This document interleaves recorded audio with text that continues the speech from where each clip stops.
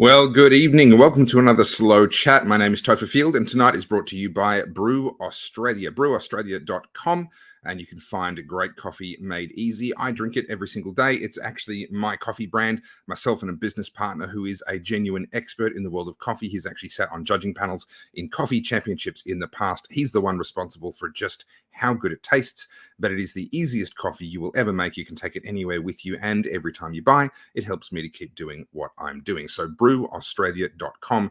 Go and do yourself a favor and get great coffee made easy. All right, tonight, my guest is Richard Wolstencroft. Now, this is a name, depending on how old you are, you may have heard of him before, and depending on the circles you move in, you may have heard very good things or very bad things. And chances are, whatever you've heard, some of it is absolutely true and other parts of it are absolutely false. And we're going to swat aside a whole bunch of myths tonight and meet the man himself, Richard Wolstencroft, an enigmatic figure, I think, is probably the best way to introduce him. We are certainly going to talk about some taboo things tonight. We're going to talk about some things that you've not heard on a Slow Chat before. So if your grandmother is watching over your shoulder, best probably to shuffle her off into the other room for some reruns of Murder, She Wrote, because tonight might be a little bit too pearl clutching for her.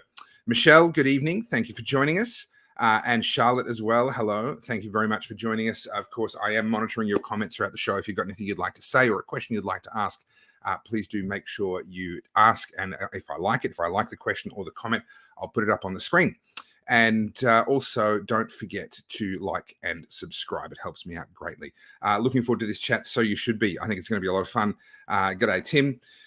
Now, Camp Creek Hill asks, where is brew actually made? So it is roasted and ground and packaged in Sydney by my business partner, who is a coffee expert. It's 4 different beans. It is a blend, and we do that for consistency of flavor over time. Single origin sounds impressive, but actually, depending on the season, the flavor can really change quite a lot. By blending, you can control the flavor a little bit more. It is organic. It is specialty grade, Central and South American coffee, roasted, ground, and packaged in Sydney.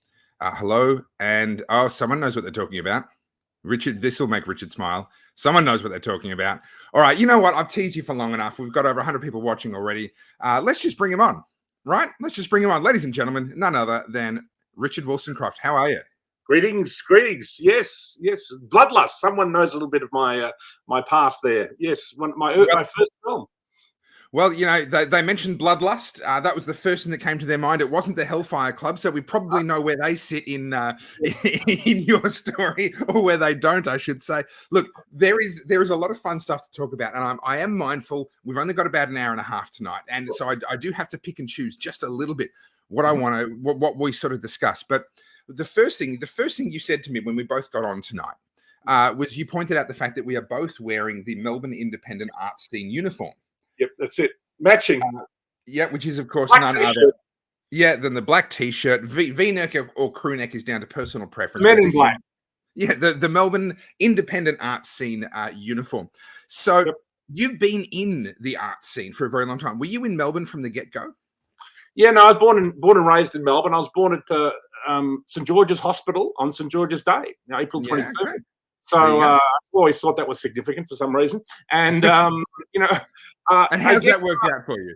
Well, you know, it's about fighting dragons, St. George, isn't it? So I guess I've sort of been doing that in one way. You know, it's like fighting an adversary of some sort, and I'm very pugilistic. So I guess that kind of is been prophetic. You know, when I was about 10 or 11, you know, I talked my parents into getting me a Super 8 camera. So I started making Super 8 films. I was a kind of, you know, film nut. I was born in 1969, so... You know, around that time, 10 or 11 was when the video revolution hit. You know, you could get videos of movies. So, and my parents were pretty liberal, easygoing. Like, you know, so I would get a video machine, and I'd invite everybody from the neighborhood, and we'd play all these awful horror movies. You know, we'd get hold of Texas Chainsaw Massacre, Scanners.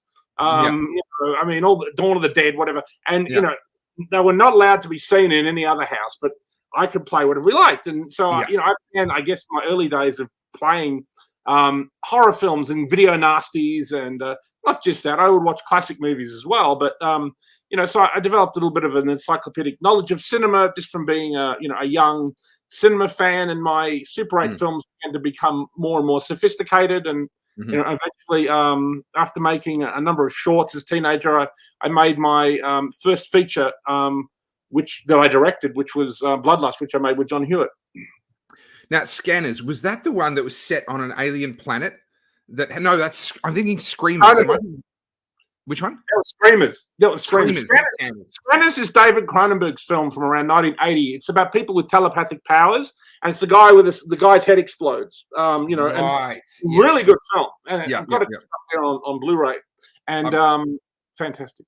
I've got to say, the movie Screamers, I just stumbled across it on late night TV one night for I don't know why, and I had no warning. I did not know what I was getting into. And that film messed me up more than the only other film that messed me up more than that was because I was a kid. My parents were watching the Battle of Britain. And as a kid, there's this one particular scene where there's a dogfight going on and one of the pilots gets shot and the inside of his goggles suddenly fills with blood. Because he's been hit or whatever. That image has stayed with me forever since, but ever since then. But that's because I was a kid, right? Yeah. Screamers somehow really messed with my head, despite the fact that I was a young adult when I saw it. It just effed me up. It was amazing. All right. I know there are a few films like that, you know. So you began to dabble in film. You made your first film. Was this with the intention of really getting into it and becoming a filmmaker, or was this more of just a creative outlet scratching an itch for you? Well, it kind of, I mean, you know, I guess there was like how it worked was there was like this kid who was the class brain, you know, at school, and everything he did, you know, he did better than anybody else. And he made like a little animated movie. It was like a plasticine men, like, you know, Smurfs or something, you know. And then after he made that and showed it to the class, I talked my parents into getting me a Super 8 camera. And then I made like a Godzilla film, like with this giant Godzilla, and he ate everybody. And everyone in the class was like, that's way better than this class brains, you know. So I thought, maybe I have a talent for this. So then I just began, you know, I started doing animation. And then I guess as I turned into a teenager, I began to get all my friends, and we would do Mad Max ripoffs, Halloween, you know, the horror film Halloween, you know, people get killed. I was a big fan of slasher movies. So we began to kind of imitate horror. And I met two brothers by the name of Mark and Colin Savage, the Savage brothers. Mark Savage has become a pretty big filmmaker in America. He works with a lot of famous, mainly B-grade people in America, but he's gone over to America to make films.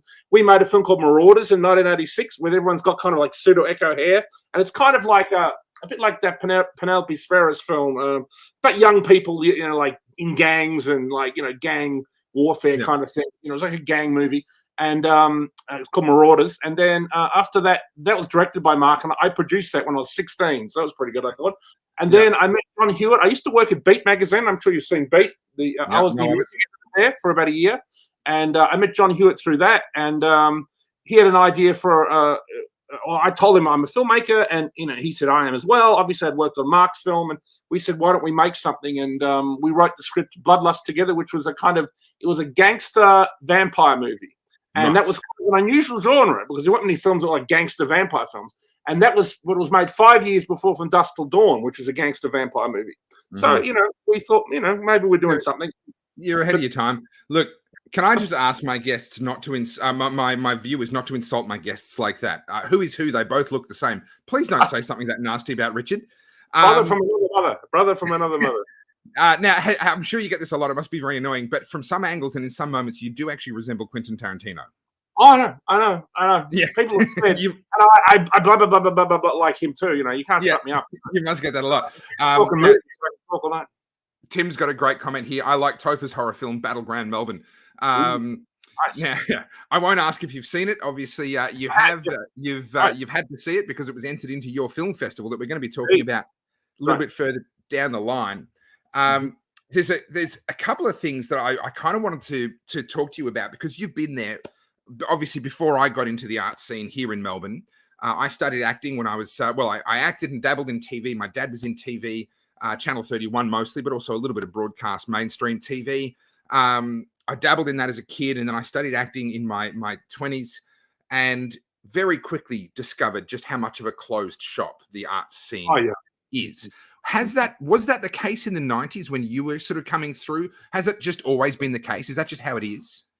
Well, absolutely. I mean, one of the reasons I founded the Melbourne Underground Film Festival is because of what a closed shop it is. I mean, for example, everyone has to kind of make a calling card. You know what I mean? That's why I made Bloodlust with John Hewitt. We thought, well, we'll make something where we funded ourselves. It was a $100,000 budget, under $100,000 really.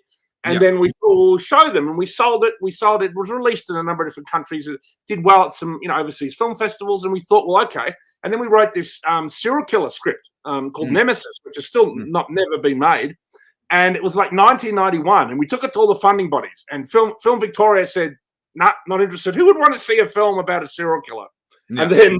And then the Australian Film Commission, I think it was called then, not Screen Australia, said, "No, who wants to see a film about a serial killer?" And then the next year, Silence of the Lambs, of course. Yeah. So you know what I mean? This is the kind of thing that has haunted us a little bit. Like, we've wanted to do what's actually coming down the pipeline ahead of what's been happening in Hollywood, and they're not interested here. And I've seen that happen so many times with filmmakers at MUF, and also unless the film they don't particularly like genre films. They used to under 10BA, if you know that system. But no, not really. The government-funded system, they want art that's, politically correct, that's pushing a political message. And, every now and then you get a good film that seems to get the funding. Occasionally you get a romper stomper. Occasionally you get a chopper.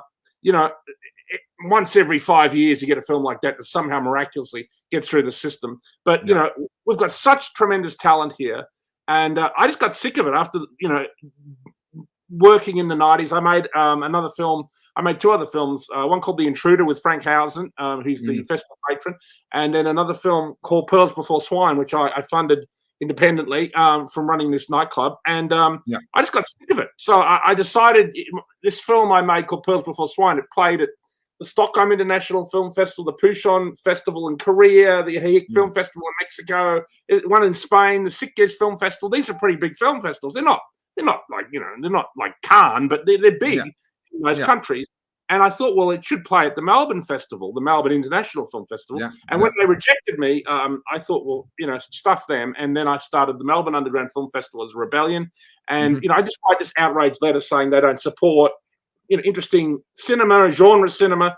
And I got responses from James Wan, who went on to make Saw. You know what I mean? And like The Conjuring, he's now a huge filmmaker. He wrote to me and made this film called Stygian, and he entered that. And, Scott Ryan was another filmmaker we've discovered at MUF. Patrick Hughes, his first film, he went on to work with Samuel L. Jackson, make The Hitman's Boyfriend, or whatever that film is called. Which I do love. Yeah, that's great, right? Yeah. And Greg McLean responded. He made a short that we played at MUF 1, and he went on to do Wolf Creek. So there was like a burgeoning thing happening. So we're the first festival in the world to play the work of these people that I just mentioned. So you've mentioned the Melbourne Underground Film Festival. You also mentioned your club. I want to get to the club before the festival, but I first have to respond to a comment here. So there's a series of comments from Barry Rogue, the Night Rider. He's not very happy about the fact that I'm interviewing you, I must say. This is actually the nicest of his comments. I'm a gronk. There you go. Yeah, Topher is surely showing his true colors interviewing this gronk. Everything else that he's had to say about you is even less flattering. I just want to say, firstly, Barry, you've been a long-time viewer of mine, and I appreciate that. But surely you've learned by now that I do whatever the hell I want. And I interview and talk to interesting people. It doesn't mean I agree with them on everything. And hey, who knows? Maybe tonight we'll end up having a ding-dong argument about something, and it'll be fun for both of us. But listen, if you restrict your life to just the people whose histories are perfect and unblemished, you would have to cut yourself out of your own life. Okay? Get over it. Right. Having stomped on that. All right. So you mentioned your club. Yes. Now, how do we put this polite? I guess there is no way to put it polite. I'll tell you how it started, I guess. Sure. You know what I mean? I used to run a club. If people went night clubbing in the 90s, they might remember it. It's quite infamous, really. It was called the Hellfire Club.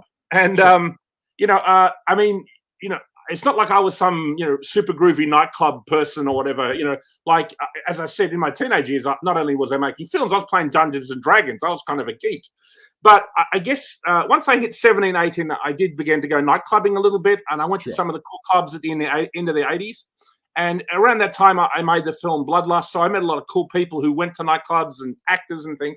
So I got interested in nightclubs, and I went over to Los Angeles to a place, a kind of a bookshop in Los Angeles. And I had this kind of girlfriend over there. I can name her, Regan Kibbe, her name is. She was kind of about 8 years older than me. I was like 21, 22. She would have been 30 or something.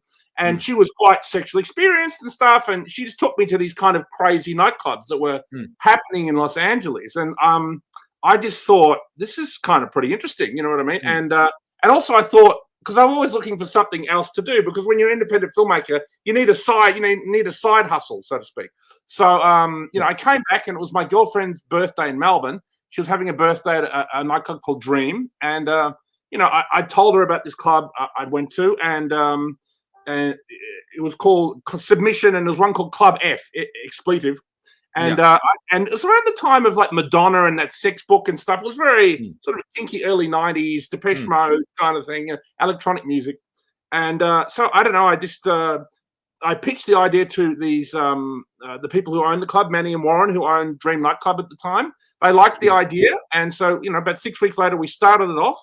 And the first 2 or 3 weeks were, they had a few people come along, but it wasn't huge. But then Kate Sobrano came along to hear Ollie Olsen. We had a really good range of DJs. We had David Thrussell, Ollie Olsen, and Andrew Tell. They were the original lineup of DJs. Kate Sobrano came to hear Ollie play because Ollie had done that album with Michael Hutchins, Max Q.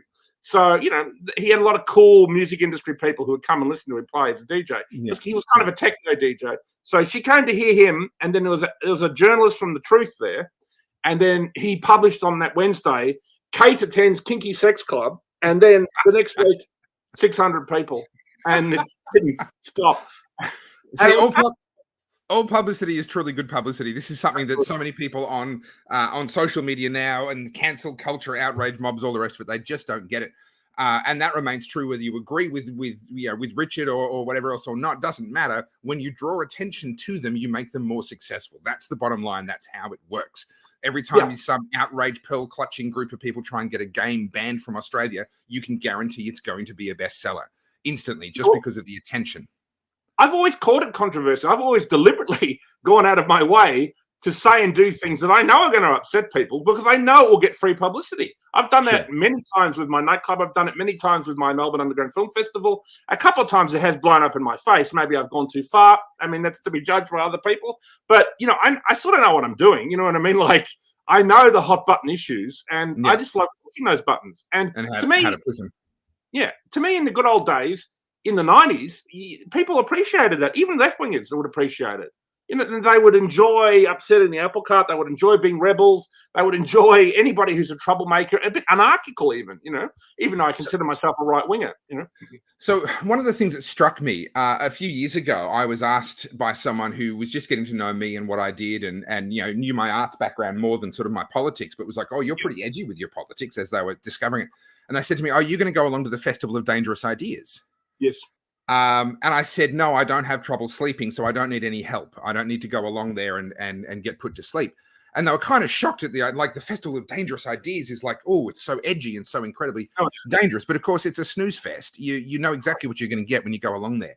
You strike me as someone who is a walking, talking set of dangerous ideas. You mentioned to me off air before, you studied philosophy, I believe. Yeah, I did it after I was running the nightclub for about 8 or 9 years. I just thought I wanted to, because I never went to university, and I had done pretty well. I was financially well off at that stage. And I thought, well, I'm just going to go back to university and study philosophy and sort of detox a little bit. I wanted to move from running nightclubs into doing other stuff, go back to making films. And also, it was around the time when I founded the Melbourne Underground Film Festival in 2000. So, that's kind of what I wanted to do. So I went and did that, and it was very enjoyable. I got into, I guess, philosophers like Nietzsche and Martin Heidegger, and my thesis was on them, and I got very involved. I have a whole wall of books on Martin Heidegger over there. He's the philosophy of being, but he's sort of somebody who's kind of very politically controversial for various reasons. So is Nietzsche, and people like Schopenhauer. I just love these kind of German, dark German philosophers for whatever they just resonated with me, and I guess I began to read them during the when I was running the Hellfire Club and stuff, and I just became interested in that. And I guess running nightclubs sort of broadened my mind. It was a bit of a sex, drugs, and rock and roll time, so to speak. So I lived a broaden would be one word for it. Yes, it was kind of very bacchanalian and a crazy time. And I'm a thinking person and I'm an artist, so I tried to think about that kind of thing and to make films and develop ideas, creative ideas along this kind of these lines, I guess. Mm, mm.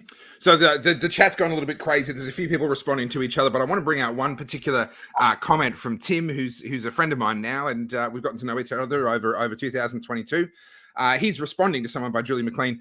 That's why you're supposed to have a safe word. Now, I don't often get the chance to discuss things like safe words, but I feel like, Richard, you'd be something of an expert on this topic.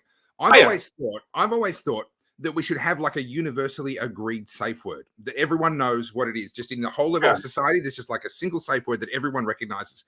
And I want to propose that safe word should be meatloaf. Yes. And what it means is I would do anything for love, but I won't do that. I won't do that. All right. Meatloaf, the universal safe word. That way there's no confusion. Okay. Sorry. You're about to say something. It's always been, we always had a safe word at the club. People, basically it was kind of, people would often get up out of the audience, and we would have a couple of people who were regulars there who would sort of run that area of the club, and it was kind of fun and games, really. But I mean, it was exciting to begin with, because there was nothing really like that. There had been clubs like that kind of within the gay scene, but there'd been nothing like that had been for the straight community. You know what I mean? And I really wanted to take it into the mainstream. You know what I mean? Yeah. Because I was interested in making money. I have to be honest with you. I was interested in capitalism. Sure. Go ahead. Why not? Right? Okay. So, I was interested in marketing it and all this kind of stuff. And because I'd seen it happen overseas, and some of these clubs like Torture Garden in the United Kingdom were huge. There was a magazine called Skin too. It was just a kind of a thing that was happening. And I just thought it was something that, it was very, as I said, it was a very successful decade for me. And I had a great time. I went overseas every year for about 8 years. I went around the world. I shot films overseas. It was great time, Right. Before we get to the films and the Melbourne Underground Film Festival, I at risk of going too deep too soon, pardon the pun, but we've brushed shoulders once or twice before. I know that we've sort of bumped into each other at places, but to be honest, I can't even remember where. The last couple of years are just a blur for me. Michael Farage was the last time. We got a photo together. Okay, was it there? Was it? Okay, cool. Yeah. So there is in popular culture this idea of, obviously, the BDSM world, this sort of free sex, free love world is some incredibly exciting, desirable place that all of us should want to be. You're there or you wish you were there. That's kind of the popular culture thing. Yeah. I look at it and I go, I can get how that's exciting for maybe 6 months, maybe 12 months, maybe 18 months. But do you actually find that it becomes, I suspect, looking in from the outside, it becomes empty after a while? Does it actually? Absolutely. Yeah. I mean, that's why I got into things like philosophy, because it was kind of empty. I mean, it was fun to begin with, but doing it every single week, you know what I mean? And I would just end up hiding out in the office to get away from everybody, I mean, so, I began to be, I guess, a bit disillusioned by all that kind of thing. I mean, I wasn't madly into that kind of thing. I mean, obviously I have an interest in S&M, otherwise I wouldn't have run a club like that. But I'm never somebody who's like at some, waving some flag or at some rally or whatever. You know what I mean? Like, it was just, I mean, I don't know why everyone has to wear their sexuality on their sleeve all the time. You know what I mean? It doesn't bother me. As long as people are consenting adults, you can do whatever you like. You know what I mean? And as long as it's consensual and, there's a safe word, do what you like, But it was kind of interesting running that kind of club. Most people I met in that scene were kind of nice. You did meet the odd kook, and sometimes you had to kick some people out who might have been over the top. I haven't been to a club that hasn't had to kick people out. Yeah. I mean, it's, you realize that, I mean, I guess, there's almost something too, when you say the Hellfire Club, people say, is that like satanic or, what I mean? Yeah. So, I mean, I went to a private boys' school. I was at Church of England. I went to Ivanhoe Grammar. I had to sit in chapel every week while the pastor read to me, that was kind of a boring view of religion. Sure. And so I kind of rebelled, I think. And when I was doing the Hellfire Club, it was kind of a rebellion. But I met a lot of people who were in the occult and stuff, because they were attracted to a club called the Hellfire Club. Sure. And I met some people who are actually a little bit scary, who are into, because most people into the occult are like cosplay. They're like people and they're wizards, or they're like Harry Potter. It's nothing. It's silly. Yeah. But there are some people who are the real deal. And I met a couple of them, and I found them slightly scary. And it actually made me rethink.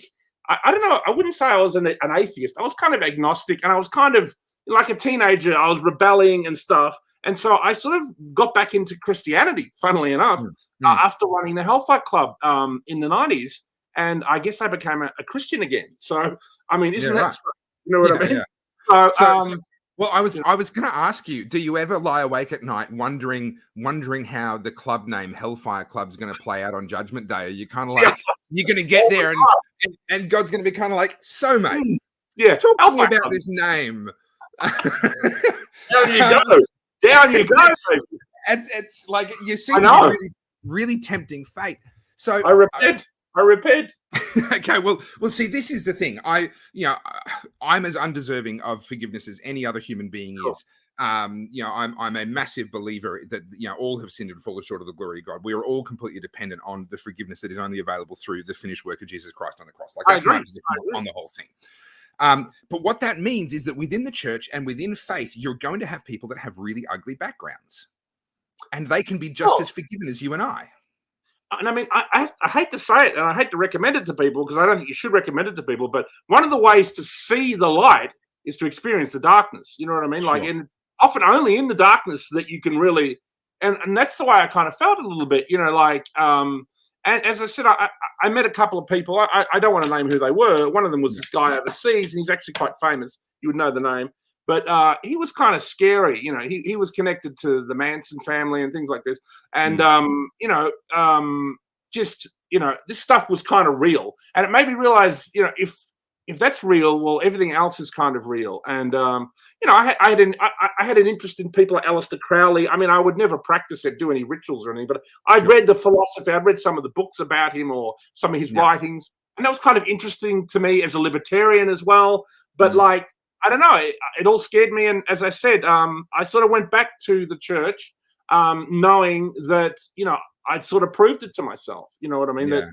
That there is something more than just our materialist being, and that things like evil does exist and stuff. So, I thought it was an important, life lesson. And, I'm glad I did it, It's fascinating. Like you mentioned the libertarian side of it, and so many people. I'm a Christian libertarian. I am a libertarian because I studied my Bible long enough to understand what God says about government. In my view, obviously, I might be wrong.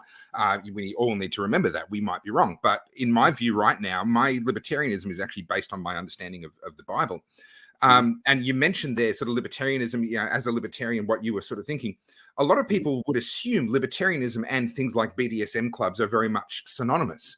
But I find so often as people, I don't even know how to say this, but I find so often as people rediscover faith and rediscover God, that's actually when the libertarian instinct really kicks in a lot more, as distinct from libertine instinct, if that makes sense.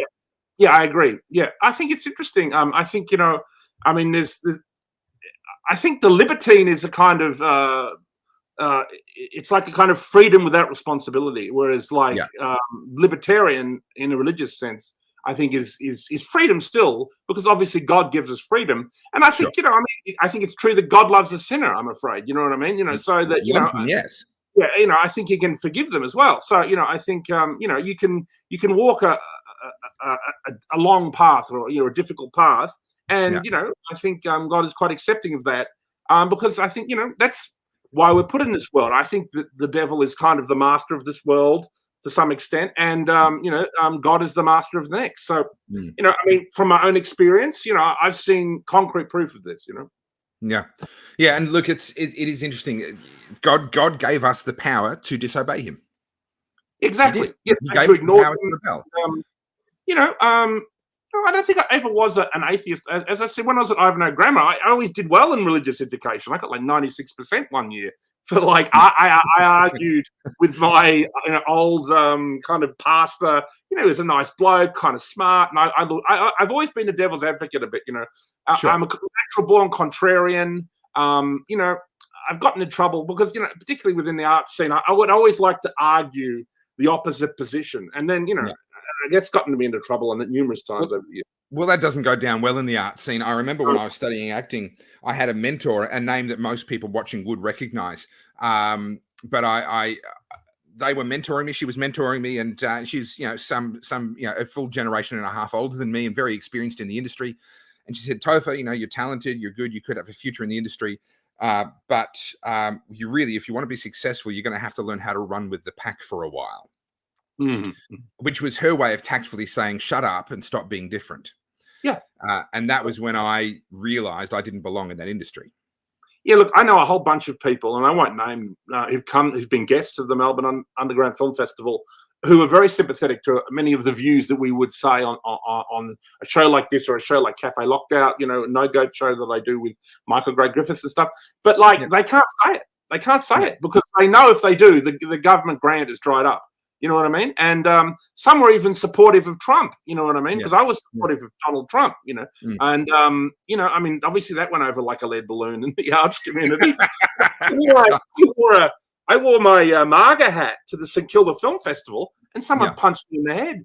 Yeah, Yeah. So there you go. Yeah, it's a weird old world where they preach their virtue and their inclusivity, and then practice just absolute savagery. I did it as a kind of a shit stir, you know what I mean? Really, to just to wear this hat. It was the year after Trump had won, so they were all annoyed as hell. And here I am, and I was talking to this lovely Sri Lankan girl who was like saying, "Oh, I don't like that hat." And then I was talking to her about Trump and how his policies would help Americans and and help everybody. And she was actually really warming to what I was saying, and we're having a laugh and just having a drink. And then this, guy comes up out of nowhere, some lefty, and just anyway. Crazy times. All right, so 20, what is it now? 23 years ago, in the year 2000, you went, you know what? I've had enough of this, all this sort of gatekeeping, cancel culture, intolerant nonsense. I'm going to start my own film festival. Now, you said to me earlier, with the clubs and that sort of stuff, you wanted to make money. I'm completely sympathetic to that. I'm 100% a capitalist, right? So the desire to make money, in my book, is not a bad thing. Did no one tell you can't make money in film festivals and in the arts? Did you miss that day at school? Probably, but as I said, I'd done pretty well financially from running the Hellfire Club in Melbourne and Sydney, and I pretty much had enough money to live pretty comfortably for the next 10 years, right? So I thought I can take a risk. And also, I wanted to get back into making films again. So, and I had William T. Marshall was a kind of entertainment lawyer. He funded the festival for the first couple of years. He was the executive producer on many of the films of the filmmaker called Paul Cox and the Early Revolution. Peter Weir's early films. He was an entertainment lawyer on just about every major early Australian film. What's that one? Devil's Playground or whatever that's called. I can't remember who made that, but anyway. So he was a real legend, and we just got along, and he helped me set the film festival up, and it was kind of a bit of a hit from the get-go. And to begin with, the industry kind of embraced it. Because I guess they didn't know my politics. I mean, maybe they'd heard it, you know what I mean? And then, what was funny too, I'll say something funny. In the 90s, left-wingers were kind of cool with right-wingers or conservatives. They were they could have you to dinner and you could say your opinion, and then they'd go, oh yeah, whatever, you know what I mean? And then they'd go back to their socialism or their this, that, and the other. So, and I could certainly tolerate listening to their ideas. So I thought things were way more open, and it began to close up in the 2000s, and politics became more, what's the word I'm looking for? Divisive, you know what I mean? Polarizing, that's correct. And, obviously, when after Occupy Wall Street kind of was a failure, the left kind of went through a kind of crisis of identity, and it embraced identity politics. That's when it got into this whole LGBT, trans, Black Lives Matter kind of identity politics stuff, which is actually not, I call that the new left, and it's not what the old left was about. The old left was kind of not, it would be interested in issues of social justice, but it was more focused on economic inequity. But I think after Occupy Wall Street, they realized that they weren't having any luck. Remember the People's Mic? They weren't even allowed to have a microphone. The people at Wall Street up in Goldman Sachs are laughing at them. They're not even allowed to have a microphone. That's their level of revolution. They're not even allowed to have a bullhorn. So they had to do this stupid People's Mic. I realized it was sort of a failure at that stage. And I think maybe they realized it themselves, so they embraced, and then all the billionaires got on board, all the left-wing billionaires got on board left-wing politics. And then I think that the whole left itself had been hijacked. And that's why, with what's called globalist politics. And that's why it's, even though they keep going on and on about social justice, social justice is not improving. If anything, it's getting worse. Things are getting more and more divisive. And I believe it's the left that started this trend. Yeah. So I had a great chat at the CPAC conference. A chap called Chris Covery's on the internet, but Chris. I know him. He's great. I love Chris Covery. And I like what he does. I was a bit wary of him early on. It's like I'm not sure where he stands. You know, I was wary of him as well. In my opinion, he actually does a really good job of actually just showing you what's going on, which makes it very hard to figure out where he stands because he's not trying to stand anywhere. He's just trying to show you what's going on. So it took me a while to anyway. So I finally I chatted with him at the CPAC conference, and he was asking me some questions about CPAC and conservatives, because I'm not a conservative, obviously. I'm a libertarian, but I was invited to the CPAC conference to do Battleground Melbourne Live, and I put it to him there. I said I think that the left are now having an absolute identity crisis, because they used to be the ones, and this is in addition to what you talked about, those earlier identity crises. I think they're right in the middle of another one right now, because they used to be about human rights. Yes. And when COVID came along, they completely abandoned the human rights battlefield, and they sided with government. All those same people. Sorry? Think about this, Topher, as well, mate. They used to always doubt anything to do with billionaires, anything to do with the mega rich. I mean, that's almost Marxism 101, mate. Yeah. I mean, Big Pharma, why would they trust Big Pharma? Why would anybody who calls themselves a Marxist trust Big Pharma? Ever? I mean, it couldn't be anything more incongruous to somebody from the old left. And I had a lot of old left friends who were like, what's going on? They couldn't believe the way, that the new left was embracing the, big pharma, big media, big tech. I mean, that's like a pure anathema to anybody who's an old school Marxist. You look at many people in the freedom movement, Michael Gray Griffith, David Thrussell, who's my friend who does, the No Go Church. These guys are from the old left. Not the new right, alt right, whatever you want to call it, whatever. No, not at all. These are people who've come from the left who are shocked at the way the left has just gone crazy of late. Go ahead. Yeah, no, look, you're right. And I saw the same thing when I was campaigning for the Senate in Tasmania. A huge number of old school Greens. Yeah. They were there when the United Tasmania Front started in 72. They were there for the founding of the Greens Party of Tasmania and then the Greens Party of Australia. They've been in the Greens for 30 years. And they're now standing there in the ruins of their own party going, what happened? Why? I don't understand. Like, I used to know what my party stood for. I used to know what we believed. And now we're not doing any of that. We're doing all this crazy stuff over here. And I actually picked up a large amount of support as a libertarian. The original Greens, obviously they had their environmental policies. But if you looked at their stand on whether it was immigration, whether it was human rights, whether it was drug regulation, a bunch of other things, they were actually libertarian in a lot of the other second order issues within their portfolio of issues.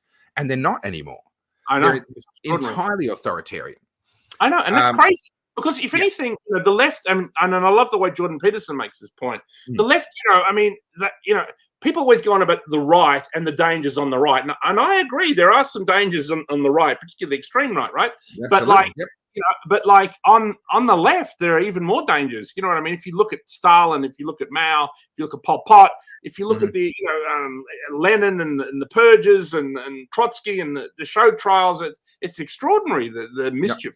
There's the famous book called The Black Book of Communism. It's over 120 million people dead. Solzhenitsyn. Obviously Jordan Peterson is quite probably more articulate in explaining this than me. But like the left has this huge lacuna where it's committed vast human rights atrocities, and yet Marxism conferences, which is the direct ideology of this, is on every university campus with no trouble. It's like a Mein Kampf conference at Melbourne University, no one getting upset. You know what I mean? You can walk down the street with a hammer and sickle on a red shirt, and no one's going to bat an eyelid. Exactly. Right? Some people might even come up and want to be your friend. Yeah. You do the same with a swastika. Obviously, it's not going to go down well. Now, I actually agree with that. I don't think it should go down well, but nor should it go down well when someone walks down there with a symbol of death like the hammer and sickle. We all know you can have pictures of Che. Obviously, Che, and it's funny too. Like you see bands like Rage Against the Machine, and even the band Tism apparently came out and made they've reformed. They've come back and they've made a statement attacking people who are anti-vaxxers, and it's like it's machines against the rage now. You know what I mean? Yeah. Like I like that. We've joined the bad guys. You know what I mean? They don't see it, and it's actually a love of power. What has made these people, these lefties, go? Because they felt, after Occupy Wall Street, it's my belief that they felt they weren't having any progress on economic inequity. Billionaires were getting richer and richer and richer, so that they thought that their economic inequity kind of agenda had kind of failed. So when this other identity politics thing came along, they saw it as a pathway to power, and they just went with it. And then the billionaire, kind of left-wing billionaires, George Soros and all this type of people, Klaus Schwab, saw this, and then, and they're pushing it towards this totalitarianism that I find most disturbing. I think to me, there's a lot of opportunism and aligned self-interest throughout the entire movement. At the very top, they want to leverage and hijack any popular movements. They know they need people power, and so they have to try and find what are the popular movements that we can hijack.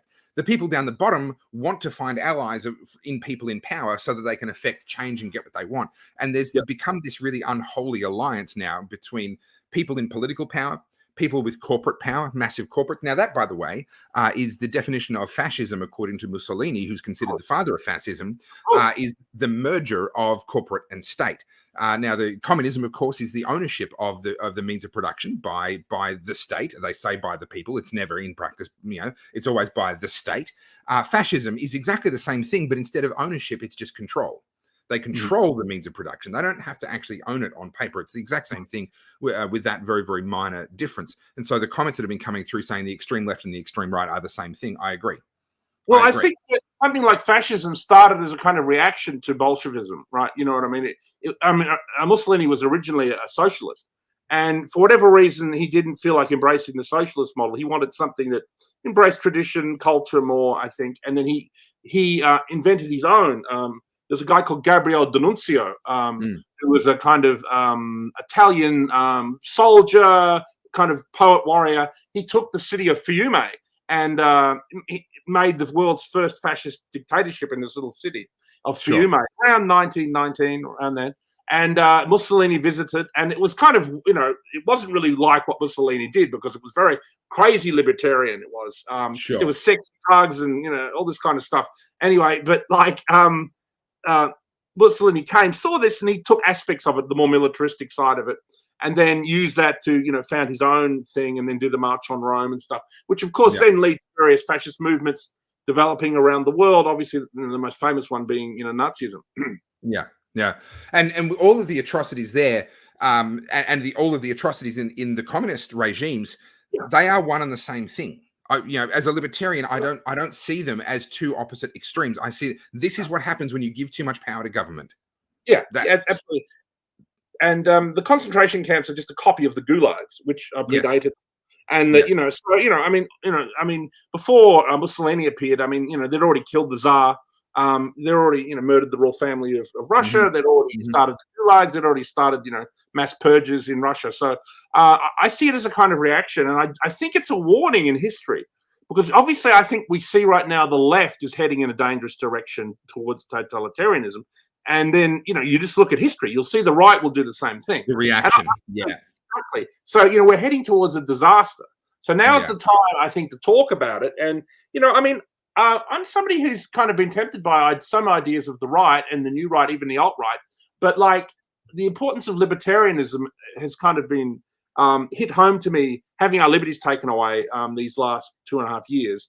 The importance of just not being able to leave your home or go to your local shop or conduct a business, go buy books or something, or it's extraordinary. And the level of damage that does to people psychologically, financially, and it's just way outweighed any benefit that locking people up in their house, which I don't think there really was any benefit, and that's why it never should have been done.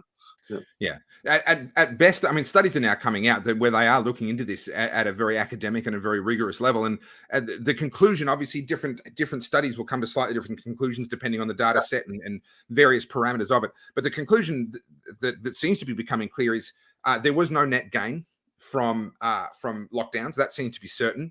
Certainly outside of isolated nations like New Zealand and Australia, there was certainly no net gain for lockdowns in Europe, US states, etc. South America, there was nothing.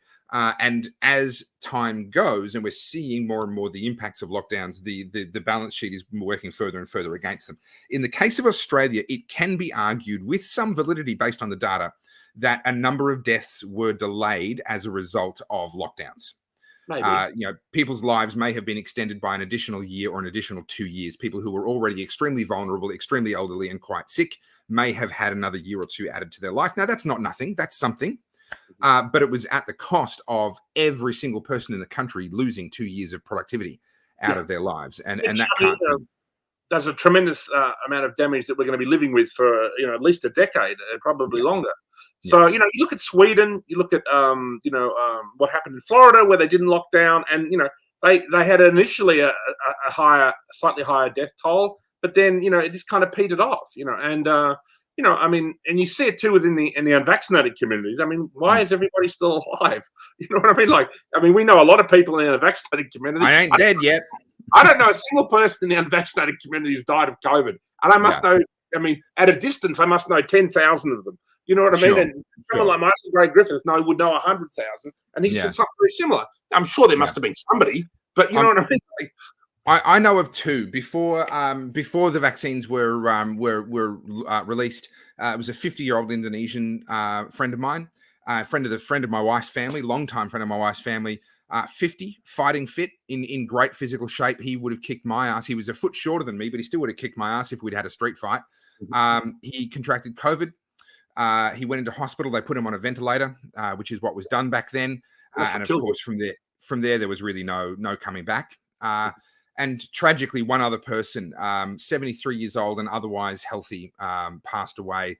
And I think in both of those cases, I think it can correctly be said that they died of COVID, not just with COVID. Yeah. Well, I know some people overseas, like people I might have known online, who'd passed away from it in America. There was one person in Australia I sort of knew at a distance, that I think they had a weakened immune system, so they would be, I guess, could be considered immunocompromised. So it obviously was a very disturbing situation. Obviously, this whole thing out of Wuhan. The lab leak theory. I remember when that was like really controversial to talk about that, and now it seems to be the general theory. I came down on the wrong side of that one. I was dismissive of it when it first came out. I said, come on, guys, can we not muddy the waters? Like, it's already fraught enough as it is. We don't need like this sort of quasi-racist theory that it's because they eat bats kind of stuff, right? It's because they were playing with viruses and blah, blah, blah. Oh, it was deliberate. It's a Chinese bioweapon. Like, can we just not have any of that? Well, it turns out it almost certainly did come from the lab. And that seems to be, as you say, completely non-controversial now. Because they've been eating bats for hundreds of years, mate. You know what I mean? Why did it suddenly decide to do it this year? Yeah.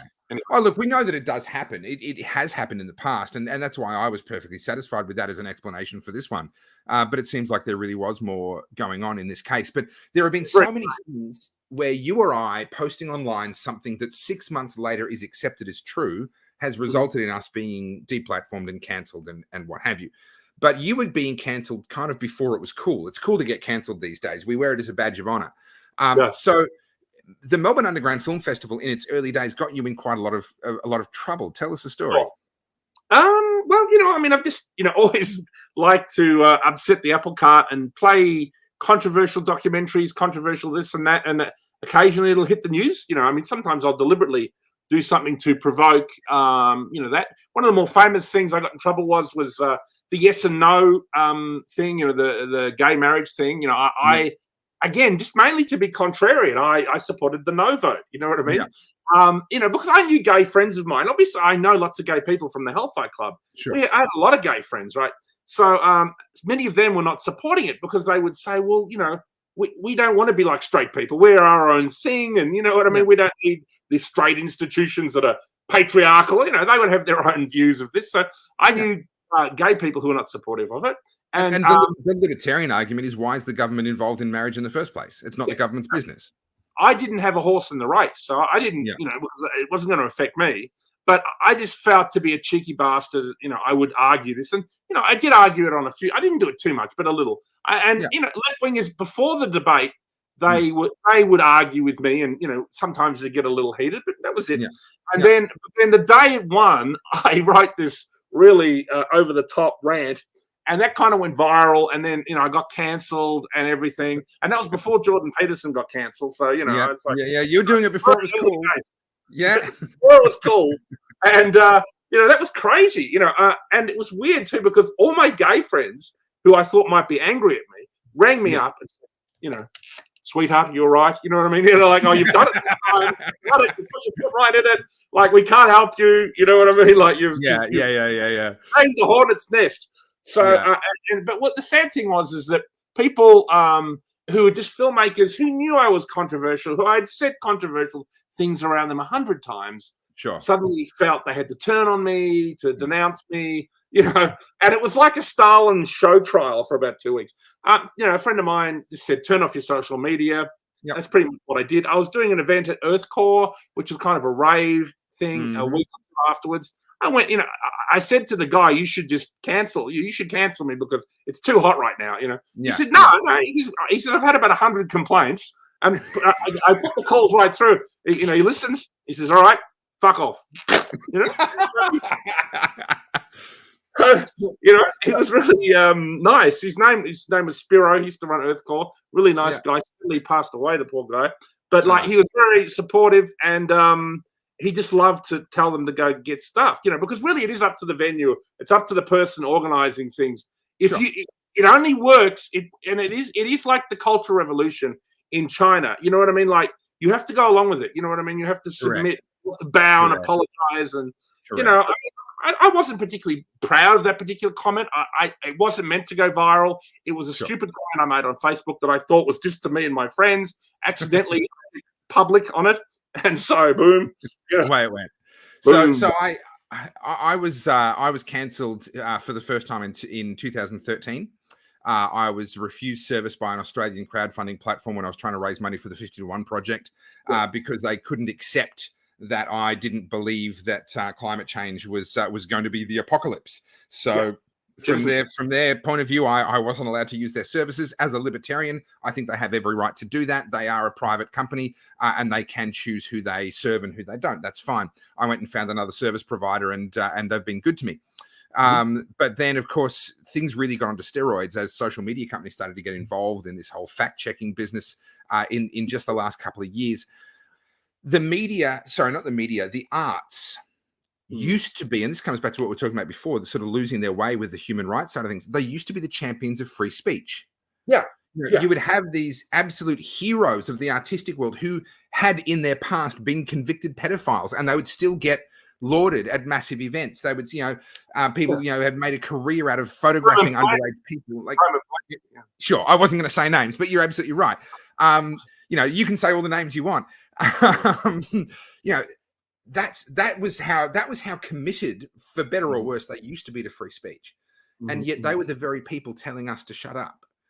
It's like, it's kind of disturbing too, and a certain nastiness really entered left-wing politics where they really wanted to destroy people because, a lot of cancel culture really, there's a great book by a guy called John Ronson called So You've Been Publicly Shamed. I don't know if you've read that. It's really great. No, I haven't. And it examines the phenomena of cancel culture.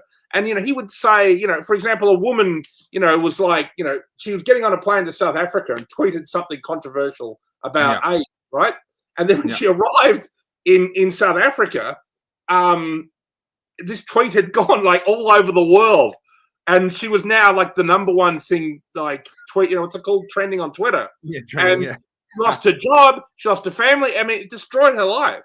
Like the level of, and he said this woman was just making a bad taste joke. And he went in and he looked at her other tweets, which were innocent. And she would just make this kind of daggy mum jokes, right? And that she happened to make one. And then somebody from some site had seen it, shared it to a major left-wing site, and boom, it just went off. It's the kind of thing that happens, and the kind of it's actually kind of like McCarthyism in a weird way, because obviously the left doesn't like McCarthyism, and it always looks down upon the way left-wing writers were treated in Hollywood during the time of McCarthy, the way they were blacklisted. But now they're doing the exact same thing, and they're doing it on a much bigger scale. Than like, say, 10 screenwriters. Think of how many people have been cancel cultured. There must be thousands of them, tens of thousands of people, myself included, right? And they love it. They love the power. And this is the disturbing thing about it, Topher.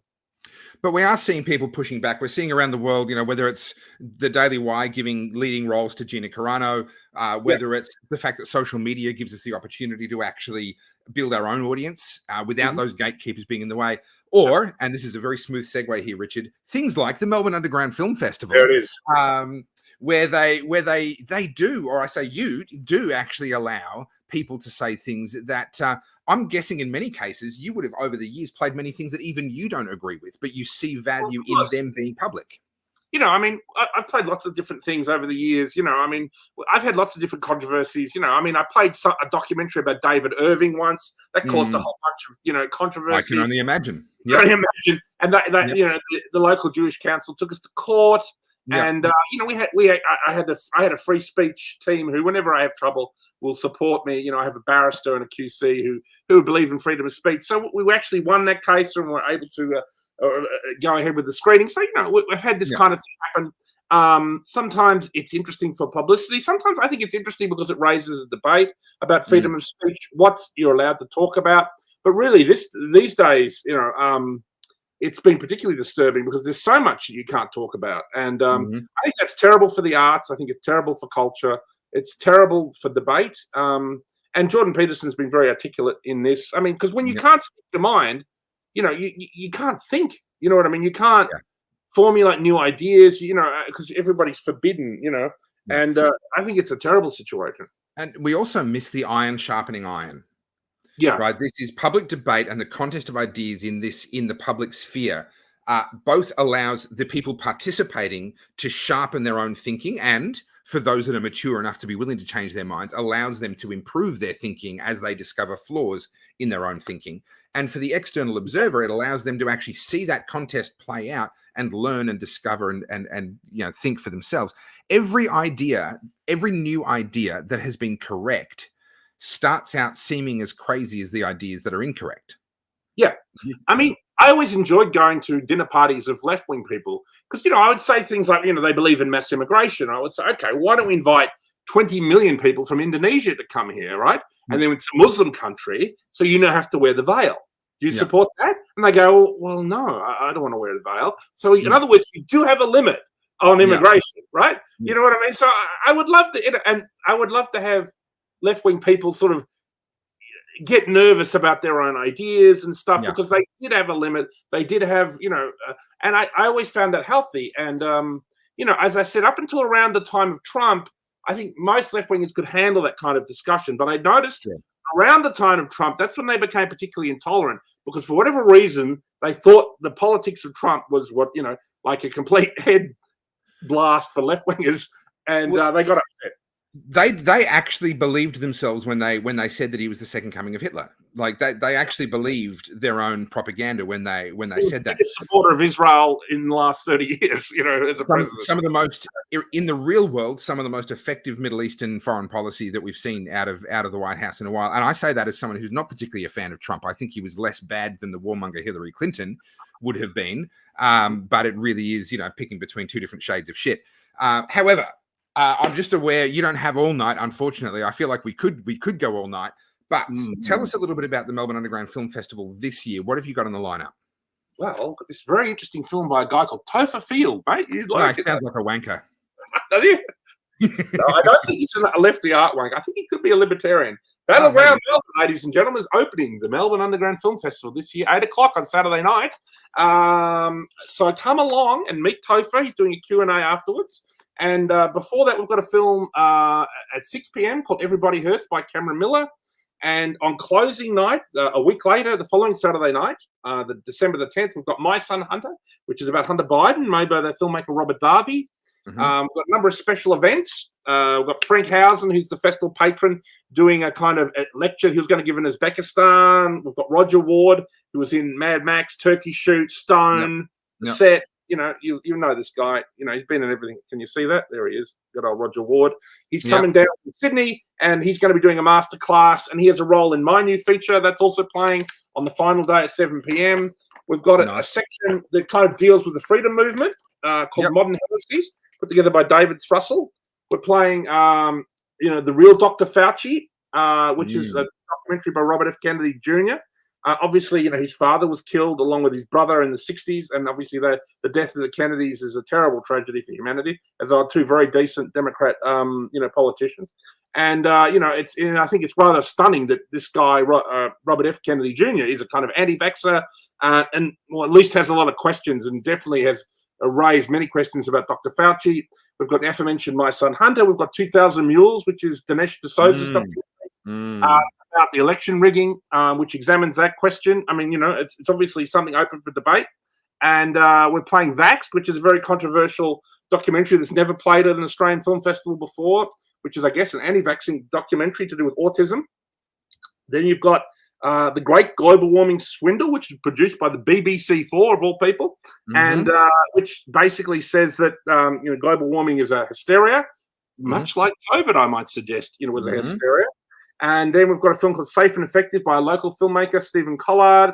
We've added a couple of new kind of freedom movement, features, which you just go to Melbourne Underground Film Festival at Facebook. All the new films we've been adding recently are there.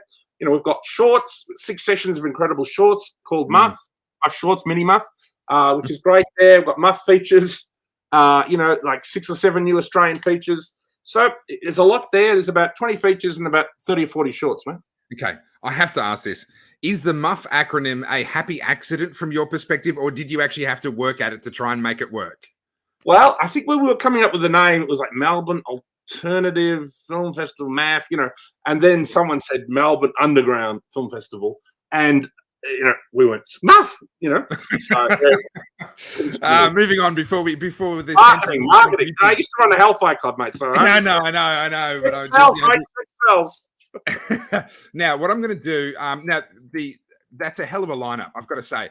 And, Battleground Melbourne's now been in a bunch of different festivals, and each time I look at the lineup, I'm like, oh, what chance do we have of maybe winning something or whatever? And sometimes you're like, oh, yeah, I think we'll be strong in that field. And others, you're like, yeah, no chance. And I look at that. I mean, 2,000 Mules, and a whole bunch of those other ones that you've just gone through and listed off like they're nothing. Like, some of these are absolute works of art. It's an incredible field that you've managed to put together there. And a lot of them, by the way, you won't get the chance to see if you don't see them at the Melbourne Underground Film Festival, or like 2,000 Mules, it's behind a paywall online. So you might as well just pay the ticket and go along and see it at the Melbourne Underground Film Festival rather than... Like-minded people, you can debate it. Even if you don't like these films, you can come along and see them. I mean, the left-wingers I used to like are the people who would see alternative ideas, so that 100%. They can talk about it over dinner and, invite your right-wing friends over, invite your libertarian friends over. Let's get back to that kind of free spirit of the 90s, because things haven't improved. Things were great in the 90s in relation to things like race and relationships between gender, relationships between the gay community and the straight community. Things were great. Everybody just got along, and things have gotten worse ever since this identity politics has come about. So something's going on, ladies and gentlemen. We need to go back. All right. What I'm going to do is I'm going to drop in the chat right now the link to see the Battleground Melbourne showing at MUF. That's not a word I write very often.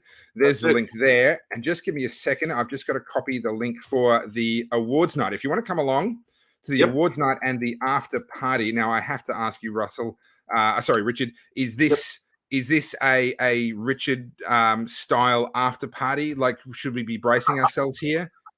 Well, no, look, I've actually changed over the years. I've quietened down, sadly, but there'll be a few drinks, and, I'm not completely on the wagon. Don't worry. So, but it won't be like the Hellfire Club. Don't worry about that. So, all right. So what you find there... Yeah, what you find there in the comments is the Battleground Melbourne showing at the Melbourne Underground Film Festival. Now, that's coming up on the 3rd of December. It's 2 days away.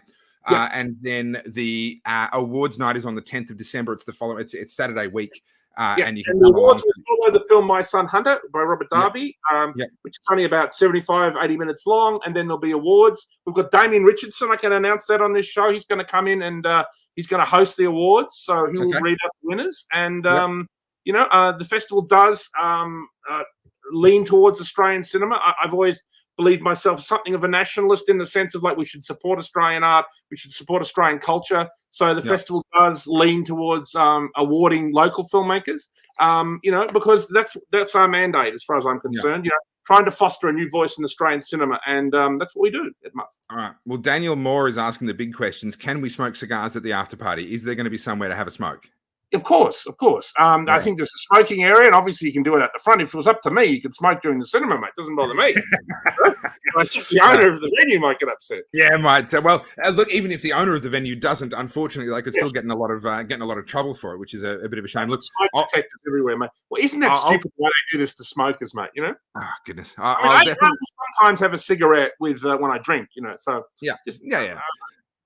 I'll bring along a cigar just in case we win an award on the night, but I'll be there I'll be there in person for the showing, which is in 2 days' time.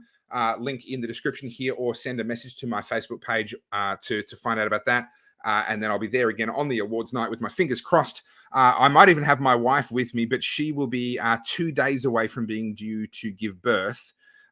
So if she comes along, I might have to organize transport to shuttle her home a little bit earlier than what I'll be heading home. Busy Uber driver. yeah, busy Uber driver, exactly. But look, Richard, this has been a treat. This has been a lot of fun, and I particularly appreciated in the middle there where we were talking about sort of how life changes and time changes and perspective changes, and I think it's such an important thing. Because obviously, I've definitely changed over the years. The young guy who used to run nightclubs, I'm not that guy anymore. I'm definitely, I'm 50 now. I read a lot of books, and I like things to be a bit quieter than they were. But I certainly lived the crazy lifestyle. So I lived the rock and roll lifestyle. So I've been there and done that. And I think in life it's good to do things like that. I think it's important though to I always get worried about people who won't allow others to change. The rigidity of I'm going to judge you by who you were when I met you 20 years ago, or whatever the case may be, because it makes me wonder about them and whether they've actually learned anything out of life. Because if you're not actually changing, it means you haven't learned anything. You're just repeating the same old mistakes. And it also leads to a really graceless, sort of hard perspective on life. It's kind of, you will always be what you always were, and there's no room for grace. There's no room for forgiveness. And I think grace is something that we need a lot more of in today's world. And I think as a Christian, I mean, you've got to allow people to change and to be forgiven, to err sometimes, you know what I mean? And to learn from the errors. And, I'm certainly somebody who's done that through his life. And, you learn the hard way often, but then sometimes, you push forward with new ideas and new things you do. And it's positive, you know what I mean? Like it can go the other way, so that the new things you do are really interesting. And, hopefully that's what I do sometimes with my own films, with the film festival. And, obviously I've done that in the last year, getting involved in the freedom movement with shows like Your Own, Cafe Locked Out, and, people like Damien Richardson. These are some amazing people. Michael Gray Griffiths, amazing people I've met over the last year. So it's been great. It's been an amazing couple of years. We're through the worst of it now in terms of the COVID stuff anyway. Obviously, there's more to come in other ways. But in terms of the COVID stuff, we're through the worst of it. And now we can enjoy some of the silver linings of the community that we've built and the opportunities we've created. Exactly. All right, mate. Well, I look forward to seeing you on Saturday night for the Melbourne Underground Film Festival showing of Battleground Melbourne. And for those of you that want tickets, you can look through the comments here, or you can send a message to my Facebook page. For those of you that are subscribed to my email list, have a look at your emails. I did send out the links the other day, and I will send them again tomorrow. muff.com.au, all the information's there. Just perfect. Make sure you add the AU. I don't know where you'll go if you just do .com. A word of warning. A word of warning. All right, Richard, I'll see you on Saturday. .com.au. Right, Topher.